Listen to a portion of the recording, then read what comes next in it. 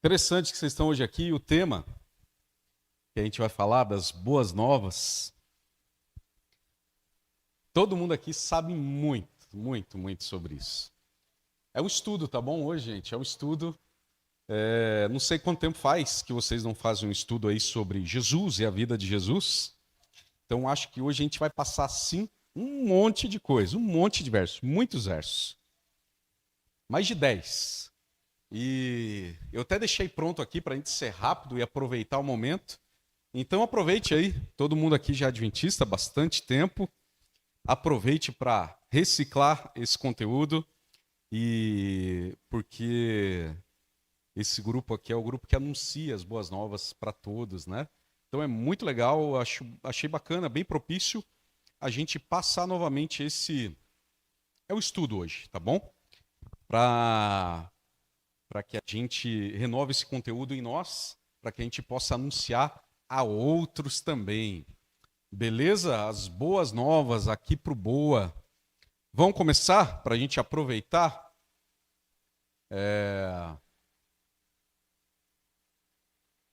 Agora acho que vai, hein? Muito bem, muito bem. Irmãos, a Bíblia possui um tema central: Jesus Cristo. Tema central da Bíblia. Do começo ao fim, nós vamos falar sobre Jesus Cristo. A Bíblia está aí para anunciar Ele, né? Mas é o seguinte, no Velho Testamento, o Velho Testamento ficou muito fraco aí para vocês lerem, né? Mas eu vou passar aqui para vocês. O Velho Testamento diz que ele viria como Salvador. Essa é a mensagem do Velho Testamento. No Novo Testamento, a gente já tem o Novo Testamento dizendo que ele virá como rei. São só essas diferenças, mas as duas partes da Bíblia, da maneira como nós utilizamos, falam sobre Jesus. Ele virá como um rei para conceder vida eterna a todos aqueles que o aceitam. Tudo isso é possível por meio de quê? Da cruz do Calvário, certo? Na cruz, Jesus morreu para que nós pudéssemos ter e viver e sermos libertados da escravidão do pecado. Ele foi tratado como nós merecíamos ser tratados, né? E nós fomos tratados como ele merecia, né? Ele foi condenado pelos nossos pecados, pecados dos quais ele não tinha participação nenhuma, né? Não houve pecado nele. Foi condenado, né? Sem ter participação nenhuma. Sofreu a morte que era reservada para nós, a fim de que nós pudéssemos ter a vida que pertencia a ele. E aí o seguinte também, interessante agora, muitos anos antes do nascimento de Jesus, centenas de profecias foram proferidas sobre a sua vida e sobre a morte de Jesus. Alguém quer chutar? Quantas profecias?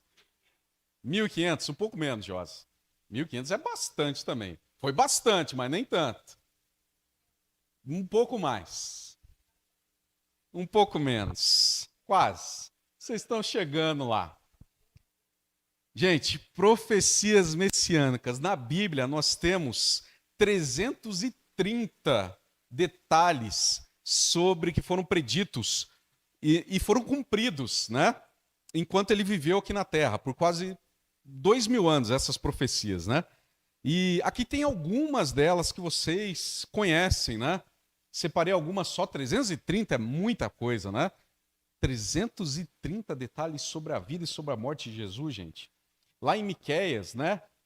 Bate aqui com Lucas, né? Nasceria em Belém. Salmos e Lucas, seria crucificado. Zacarias e Mateus, seria traído por 30 moedas. Salmos e João, nenhum dos seus ossos seria quebrados. Isaías e Mateus, sua mãe seria virgem. Salmos e Lucas lançariam sorte para ficar com suas vestes. Salmos e Mateus, ele ressuscitaria. Interessante, né? Livros que foram escritos antes do nascimento de Jesus, né? E aqui do Novo Testamento, assuntos que se repetiram ali, né? Meus irmãos, nenhuma mente humana poderia fazer predições exatas e esperar que ela se concretizasse, né? Mente humana não dá. Mas Deus, né, que sabe o nosso futuro, sabe o que reserva para nós, revelou esses muitos detalhes aqui, né, sobre Jesus Cristo. E quando a gente nota o acontecimento, o cumprimento dessas coisas, a gente pode ver, sem sombra de dúvida, que Jesus não era meramente um homem, né?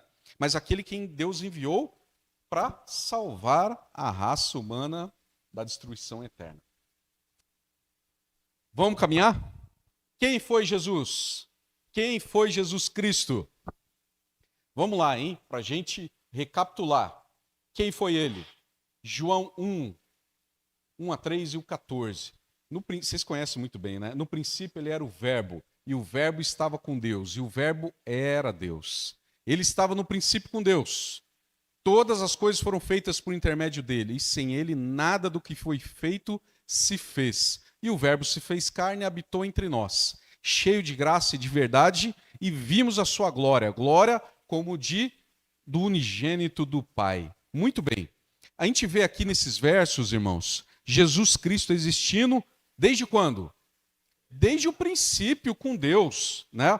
Na verdade, ele é chamado de Deus da mesma forma como Deus Pai é chamado.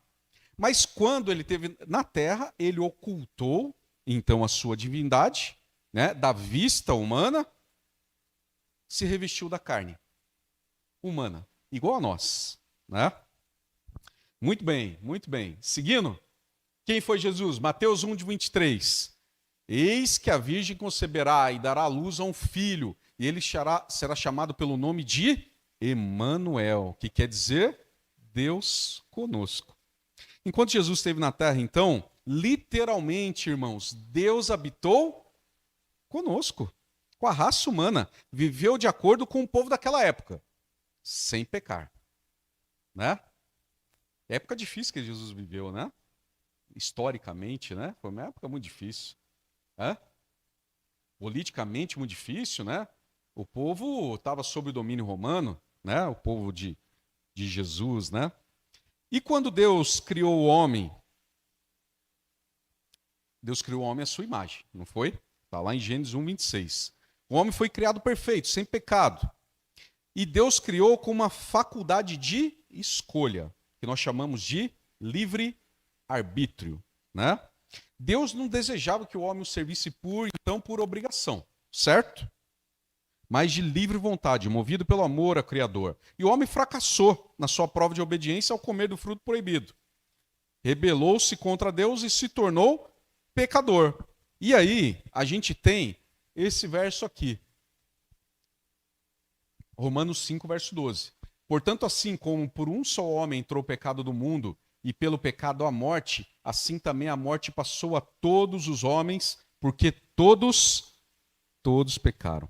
Devido ao pecado de Adão, seus descendentes nasceram com onde nós falamos do DNA, né? Que é passar de um para o outro, né? Por conta do pecado do Adão, toda descendência, toda raça humana tem a tendência para o mal. Todos os homens, por natureza, então, meus irmãos, são pecadores. E a consequência do pecado é a morte eterna. Morte eterna é a consequência do pecado. E Jesus veio para essa terra fazer o quê? Fazer o quê? Missão de resgate. Se para nós estava reservada a morte, ele veio aqui nos resgatar. João 10, 10 e 11. O ladrão vem somente para roubar, matar e destruir. Eu vim para que tenham vida e a tenham em abundância. Eu sou o bom pastor, e o bom pastor dá a vida pelas ovelhas. Meus irmãos, Jesus veio ao mundo, então, para nos salvar da morte eterna. Veio para que nós pudéssemos ter vida e vida em abundância. Não é qualquer vida, é muita vida, né? E aqui, para eternidade, tá bom? Que a gente tem essa vida aqui, abundante para eternidade. Dá para imaginar que o Deus Todo-Poderoso se humilhou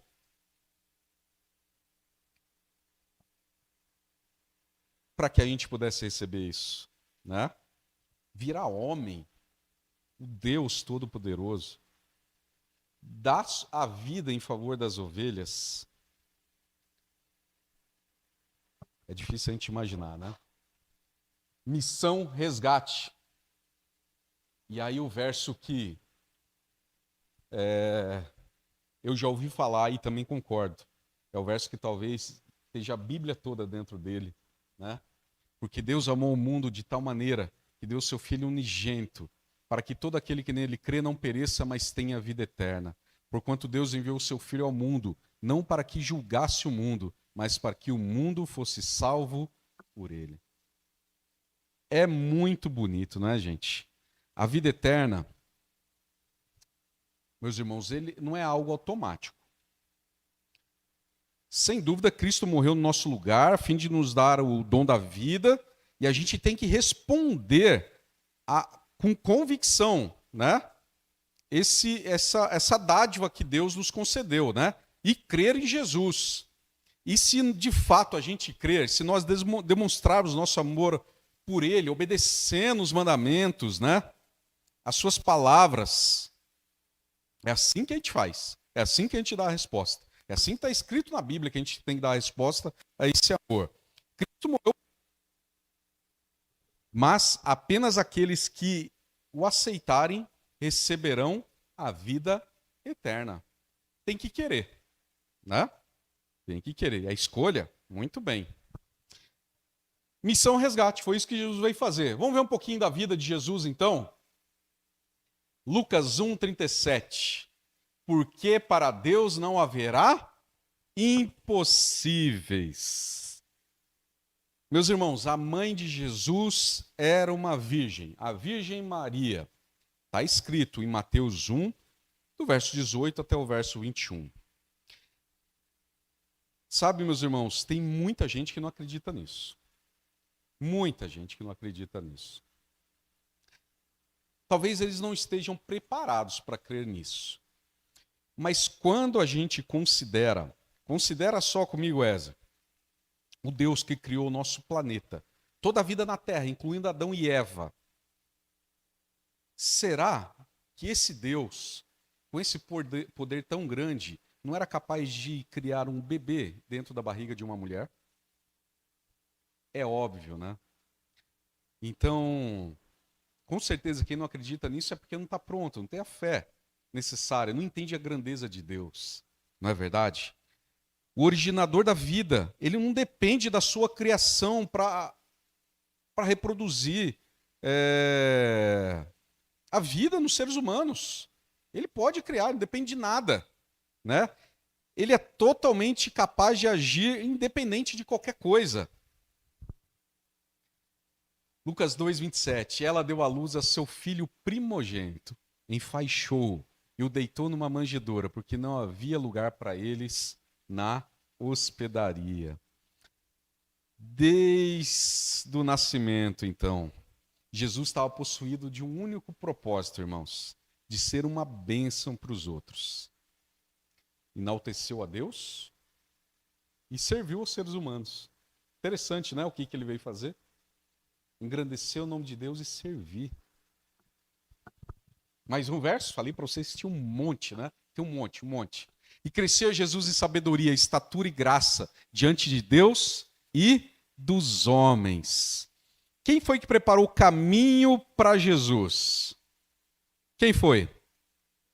João Batista, preparando o caminho para a missão de Cristo. No início do ministério de Cristo, João apresentou o Salvador por um nome. Será que vocês lembram? Cordeiro de Deus, olha só. Ele deveria ser o supremo sacrifício no lugar dos cordeiros que eram sacrificados no Antigo Testamento. Sem dúvida, meus irmãos, esse era o propósito da vida dele, né? Nasceu para morrer. E ao derramar seu sangue, cobriu e lavou os nossos pecados de toda a humanidade. Sem o seu supremo sacrifício, os seres humanos estariam eternamente perdidos. João 1:29. No dia seguinte, viu João a Jesus, que vinha para ele e disse: Eis o Cordeiro de Deus que tira o pecado do mundo. Muito bem.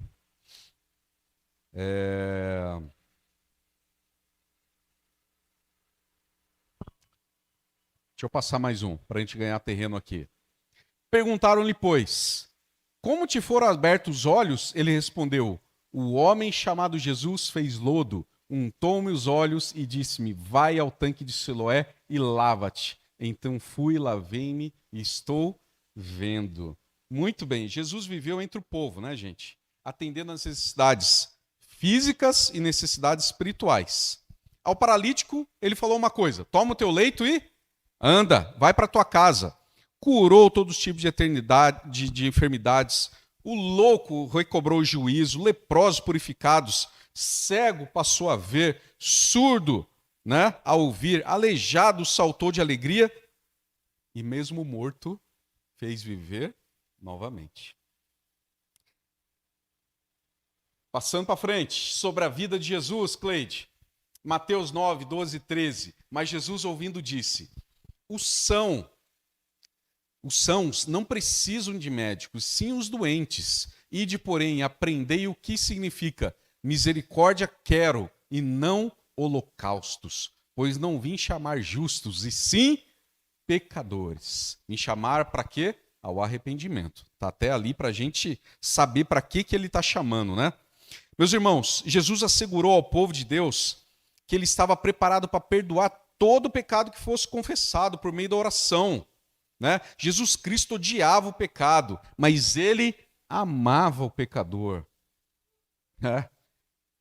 Quando ele está falando aqui, gente, ele não está falando de saúde, não, tá bom? Ele estava falando espiritualmente, né? Jesus realizou milagres, acalmou tempestade, transformou água em vinho, alimentou multidão com um lanche de um menino. Mas o maior dos milagres foi sua capacidade de salvar o pecador.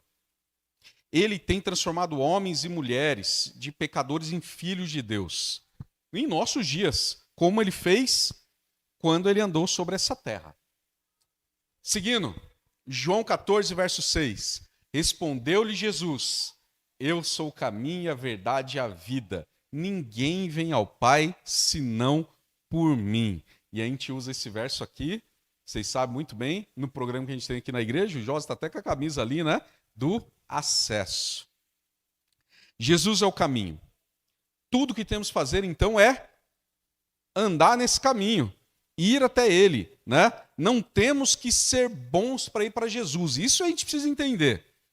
O seu desejo é que nós nos acheguemos a ele assim como somos. E junto deles, aí sim ele pode nos transformar, né? Ao lhe entregarmos a nossa vida. Eu vi um vídeo hoje com a Aline, hoje cedo, muito interessante. Falando sobre as boas novas, né, Aline? Falando sobre as boas novas. Alguém pode falar assim, né? A gente fala para as pessoas, né? Pode vir até Jesus, que ele vai te dar a vida eterna. Mas alguém vai responder assim, mas eu sou lésbica. Venha até Jesus, que ele vai te dar a vida eterna. Mas eu sou gay. Venha a Jesus, que ele vai te dar a vida eterna. Eu sou não sei o quê. Venha a Jesus, eu sou um assassino. Venha a Jesus, ele vai te dar a vida eterna. Não muda nada. Essas são as boas novas do Evangelho. Mas quais são as más notícias do Evangelho para essas pessoas? Quando você vier até Jesus, você vai ter que se transformar. Ele morreu por você, para te dar a vida eterna. Agora que você veio até ele, você vai ter que morrer também. Para ter essa transformação de vida. Para poder receber o que a morte dele te proporcionou. Tem boa nova do Evangelho? Tem. Mas tem notícia ruim? Talvez sim. Para quem não queira se transformar. Né? Não podemos esquecer dessa parte. Jesus não deixava. Pode vir até mim. Né? Venha até mim e seja transformado. Ninguém que tem encontro com o Salvador fica do mesmo jeito. Né? Ou então não aconteceu esse encontro. Né? Seguindo, João ainda, João 11, 26. E todo que vive e crê em mim não morrerá eternamente. Você acredita nisso? Crer em Jesus, meus irmãos, aceitar a Jesus, significa receber a vida eterna. mesmo que a gente venha passar pela morte aqui nessa vida, que os nossos olhos se fechem, né? Você vai receber a vida eterna. Foi Jesus que perguntou isso. Você acredita nisso? Você acredita em mim? Lucas 22. Falei para vocês que era um estudo completo, com um monte de verso, né? Lucas 22, 42 e 44, dizendo: Pai, se queres, passa de mim esse cálice, contudo, não se faça a minha vontade, e sim a tua. E estando em agonia, orava mais intensamente. E aconteceu que o seu suor se tornou como gotas de sangue caindo sobre a terra. Por que será que aconteceria isso com alguém? Suar gotas de sangue. Nessa altura aqui, ele não estava machucado, ele não tinha sido preso ainda, nem chicoteado. Agonia. É um fenômeno físico que a gente não consegue explicar, né? Fosse explicar, seria assim, acontecer algum tipo de derrame, né? Nos olhos, no cérebro, e aquilo transbordou de Jesus. Eu não sei que fenômeno físico poderia acontecer de alguém para sair suor, sangue no lugar do suor. Agonia muito grande, peso de receber o pecado todo em cima dele, né? Meus irmãos, não foi fácil para Jesus entregar a sua vida, mas ele escolheu fazer isso. Pois de qualquer outra forma, a raça humana estaria perdida. Não tinha outro jeito, incluindo nós aqui.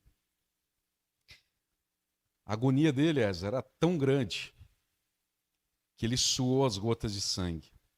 Logo depois que isso aconteceu aqui, veio aquele povo e prendeu Jesus. Foi logo depois disso. Judas, um dos discípulos, dos amigos de Jesus, do grupo fechado de Jesus ali, né? Traiu Jesus com um beijo para revelar a sua identidade. Os discípulos fugiram. Pedro negou ao Senhor.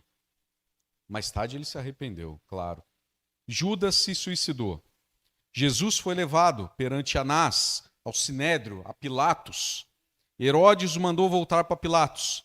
O julgamento de Jesus foi uma fraude, né? Sem revelar nenhum traço de justiça. Teve justiça naquele julgamento? Nenhuma. Nenhuma. Né? Já imaginou? Um juiz falar assim, ó, tá aqui, Juninho, tá preso. Não cometeu crime nenhum. Mas a pena dele é de morte. Ué, que justiça que tem nesse julgamento. Fez nada? Não fez nada. Mas receba aí a pena de morte. O povo está querendo. Né? Nenhuma justiça, gente. Mateus 27, do verso 29 até o verso 31. Tecendo uma coroa de espinhos, puseram-lhe na cabeça e na mão direita um caniço. E ajoelhando-se diante dele, o escarneciam, dizendo: Salve, rei dos judeus! E cuspindo nele, tomaram o caniço, davam-lhe com ele na cabeça. E depois de o terem escarnecido, despiram-lhe o manto e o vestiram com suas próprias vestes.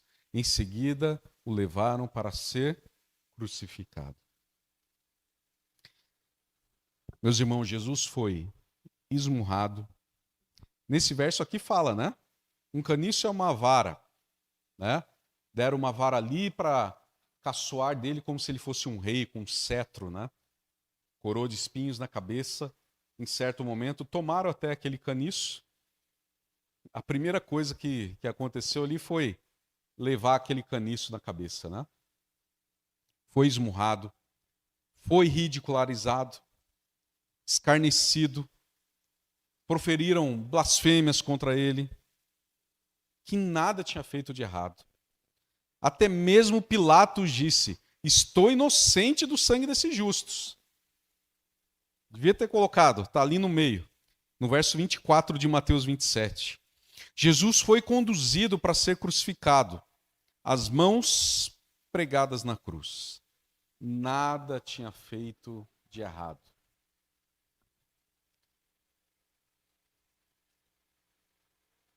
As mãos de Jesus, meus irmãos, elas costumavam curar os doentes. As mãos de Jesus eram estendidas para abençoar os necessitados. Os pés deles foram pregados na cruz. E antes eram usados para levar a mensagem de misericórdia para as pessoas ali daquela região, né? Foi morto não por ter feito nada de errado, mas pelos pecados da raça humana caída. Meus irmãos, o custo para levar o homem perdido ao lar eterno foi a vida do Filho de Deus. Jesus não precisava morrer, mas ele escolheu morrer em seu favor, em favor de toda a raça humana. E é estranho, né? Meus irmãos, para mim é um amor muito estranho, Ezra. É um amor muito estranho. É uma maneira muito estranha de alguém falar que me ama. Podia ser um presente. Não podia ser um presente, gente? Um presente, um símbolo, uma marca para Jesus falar que nos amava. É uma maneira muito estranha que ele teve que dizer que nos amava. Tem 2 versos aqui, Lucas e depois Marcos, para dar uma continuidade ali na história. Então Jesus clamou em alta voz: Pai, nas tuas mãos entrego o meu espírito. E dito isso, expirou. Marcos 15, verso 39. O centurião que estava diante dele, vendo que assim expirava, disse: verdadeiramente esse homem era o Filho de Deus. Sexta-feira à tarde, a sexta-feira da crucifixão, a natureza se rebelou diante daquele sofrimento do Filho de Deus. Vocês lembram o que aconteceu, né? O sol escureceu, grande treva sobre a terra e um terremoto muito grande. Ao presenciar tudo isso, aqueles sinais que aconteceram assim que Jesus deu o último suspiro, o centurião romano falou aquilo ali que está escrito no verso. Reconheceu Jesus como um filho de Deus. Jesus foi sepultado e com uma pedra enorme. Uma guarda romana foi colocado ali ao redor da tumba. Mateus capítulo 27, do verso 64 ao verso 66, fala bem isso. Só que poder nenhum poderia manter Jesus nos laços da morte. Poderia, gente? Não poderia. Um dos grandes argumentos mais convincentes em favor da ressurreição foi o fato que todo o esforço foi feito para impedir que aquilo acontecesse. Uma sepultura de pedra, uma pedra muito grande na frente e guardas ali, para impedir que alguém do povo talvez tentasse, né, roubar o corpo e falar que Jesus ressuscitou. E apesar de tudo que foi feito, de toda oposição humana, foi isso que aconteceu, né? Mateus 28, 5 e 6. Mas o anjo, dirigindo-se às mulheres, quando as mulheres foram lá para lavar o corpo de Jesus, disse: não temais, porque sei que buscais a Jesus, que foi crucificado, mas ele não está aqui, ressuscitou, como havia dito, vinde ver onde ele jazia. Foi o anjo que deu, então, a notícia, né, para as mulheres que Jesus tinha ressuscitado. E vocês sabem, depois que Jesus ressuscitou, várias pessoas, pelo menos 10 vezes, depois da sua ressurreição. Algumas estão registradas lá em Marcos 16, né? Em uma outra ocasião, ele apareceu a um grande ajuntamento, onde estavam presentes mais de 500 pessoas. Está escrito lá em Coríntios, né? Coríntios capítulo 15. Em Atos, aí a gente já tem a ascensão de Jesus, né? Depois que Jesus passou esse tempo, após a sua ressurreição, chegou a hora de voltar ao céu. E quando ele estava voltando ao céu, tristeza para aqueles que estavam juntos, né? Eles não queriam que Jesus voltasse. Eles queriam que Jesus ficasse aqui e que estabelecesse o reino naquela época. E Jesus disse: varões galileus, por que estáis olhando para as alturas? Esse Jesus que dentre vós foi assunto ao céu, o anjo disse, né? Claro. Virá do modo como vistes subir. Quantos dias após a sua ressurreição? Quantos dias depois? 40 dias após a sua ressurreição, Jesus levou seus discípulos para onde? Monte das Oliveiras. Muito bem. Abençoou eles, abençoou os discípulos antes de ir embora, né? Antes de ascender ao céu. E aí os dois anjos apareceram, né? E asseguraram para os discípulos que esse mesmo Jesus que estava subindo iria voltar da mesma forma que eles estavam vendo ele partir. Lá em 2 Coríntios, coloquei aqui. 2 Coríntios 5, verso 21. Aquele que não conheceu o pecado, ele o fez pecado por nós, para que nele fôssemos feitos justiça de Deus. Jesus não pecou, mas levou o castigo do pecado sobre si. Então, meus irmãos, em Cristo nós podemos ser considerados justos, porque ele pagou a penalidade. Amém mesmo. Último verso que eu quero passar com vocês aqui nessa noite, e a gente fecha, né, toda essa parte aqui. Nem sei como é que eu consegui fazer isso, viu, gente? Eu demoro tanto para pregar. João 10, 27 e 28. As minhas ovelhas ouvem a minha voz, e eu as conheço, e elas me seguem. Eu lhes dou a vida eterna, jamais perecerão, e ninguém as arrebatará da minha mão. Que verso bonito, né, gente? Que verso bonito. A pergunta é: você tem ouvido o chamado de Jesus? Se você tem ouvido, você é a ovelha. Jesus está falando assim, né? As minhas ovelhas ouvem a minha voz. As ovelhas conhecem a voz do seu pastor, né? Ele está falando: eu as conheço, elas me seguem.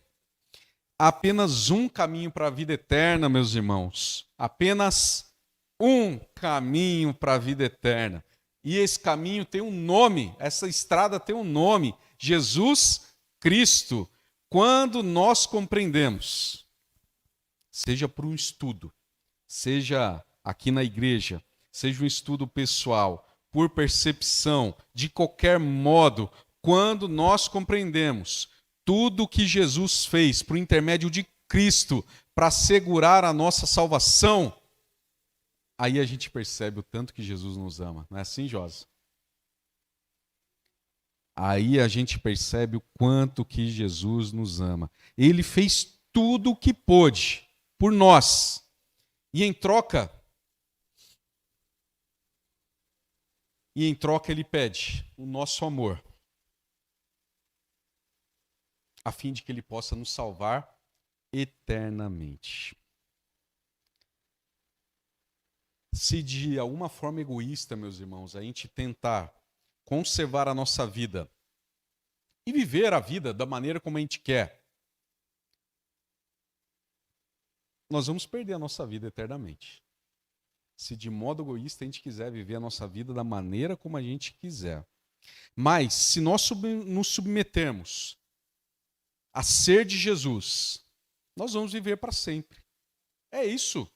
Essa é a regra. Jesus dá a vida eterna. E a gente nunca irá perecer. A questão a seguinte é: será que nós aceitamos a oferta de Jesus hoje para nós? Será que a gente aceita essa oferta? Será que a gente ouve a voz do nosso pastor?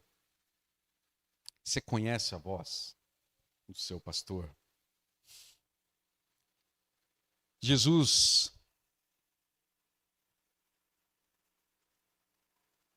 faz essa oferta.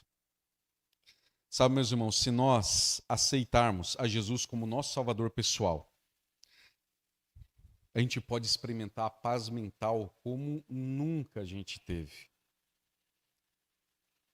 E quer coisa melhor do que essa? Você saber, você ter certeza que você tem a vida eterna, um lugar maravilhoso te esperando, reservado para nós.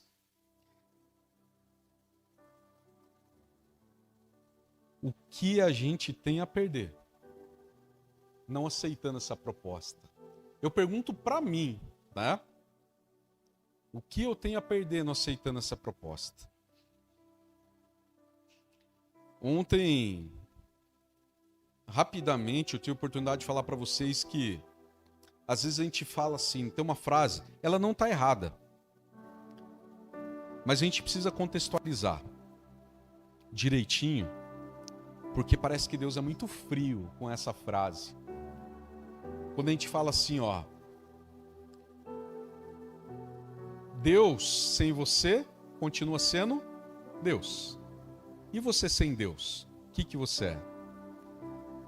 A frase está 100% correta. Mas quando eu falo assim, parece que Deus não está nem aí também, né? Se eu não estiver junto dele. Deus não é assim. Deus tem saudade também. Ele tem saudade. Ele também quer esse relacionamento. Sabe esse relacionamento que a gente fala? Você precisa ter relacionamento com Deus, um relacionamento real com Deus, experiência real com Deus. A gente precisa disso. Você precisa estar conectado para você não errar o caminho, para você não errar o alvo. Mas Ele também tem saudade. Ele também quer. Qual pai que não quer se relacionar com o filho, gente? Será que existe isso? O filho pode ser todo errado, pode fazer barbaridade, mas o pai quer ter o filho perto, quer falar com o filho para alertá-lo, para muda de caminho. Ele também tem saudade. Paz mental, como nunca experimentamos hoje. Da onde vem essa paz mental, Juninho, que você está falando? A certeza da vida eterna, a certeza da salvação, a certeza de que as coisas desse mundo vão passar para nós e que vai ficar tudo bem. Precisa de fé, gente, para acreditar nisso. Precisa de muita fé. Algo inimaginável, algo que você nunca viu. Mas a gente não tem nada a perder. Salvo da culpa. Quantas vezes, né?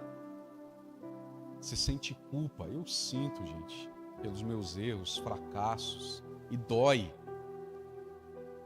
A gente não vai sentir mais isso, né?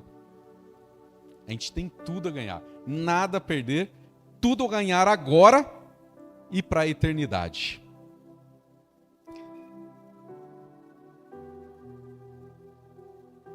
A gente que tem a certeza de que nós somos indignos pecadores, né? Que pedimos perdão pelos nossos pecados, que pedimos para que Jesus nos torne uma nova pessoa, que acreditamos que Jesus morreu por nós, que queremos ser aceitos por Jesus. A gente precisa pedir mesmo todo dia, né? Que Ele nos ajude a viver por Ele. Um dia a gente teve que morrer para aceitar Jesus. Morrer, ser transformado também. através do batismo. E quem não passou por isso, precisa passar para ter essa nova vida, para ser liberto dessa culpa. Esse é o convite de Jesus para nós. Nesse começo de ano ainda, janeiro está aí, terminando. Tem muita coisa para a gente fazer, muita coisa para a gente anunciar. Eu espero que esse estudo de hoje nos ajude a estar mais preparado para anunciar esse Jesus, a paz, a salvação para todas as pessoas. Que Deus abençoe e que Ele nos use. É o meu desejo e minha oração para nós todos. Amém.